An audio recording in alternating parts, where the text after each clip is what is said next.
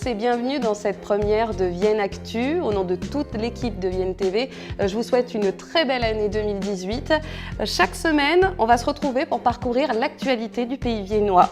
Qu'est-ce qui s'est passé pendant la semaine? Qu'est-ce qui vous a marqué? Peut-être des choses que vous avez ratées.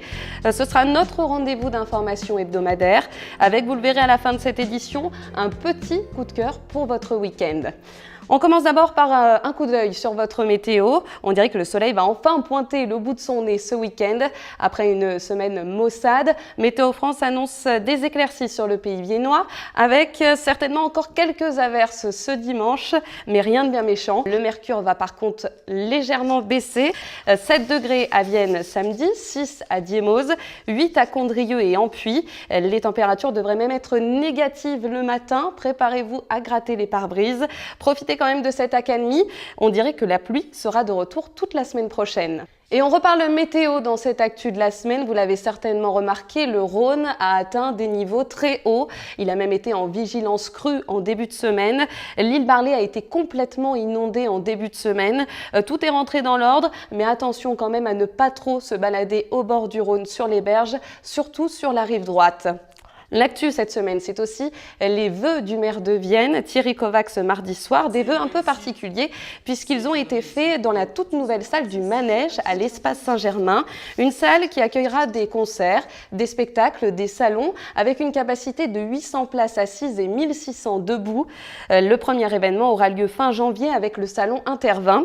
Et pendant ces vœux, Thierry Kovacs a présenté les grands chantiers de l'année 2018, le début de la construction d'un hôtel à l'Espace Saint-Germain, l'agrandissement du théâtre antique avec 500 places supplémentaires, 50 nouvelles caméras de vidéosurveillance seront aussi installées.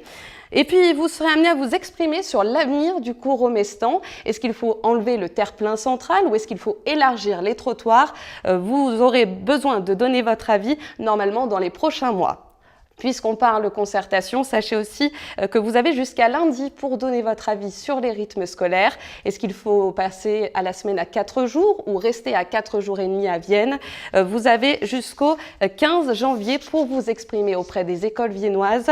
La réponse sera vite connue dès le début du mois de février. Cette semaine, c'est aussi bien sûr le coup d'envoi des soldes d'hiver.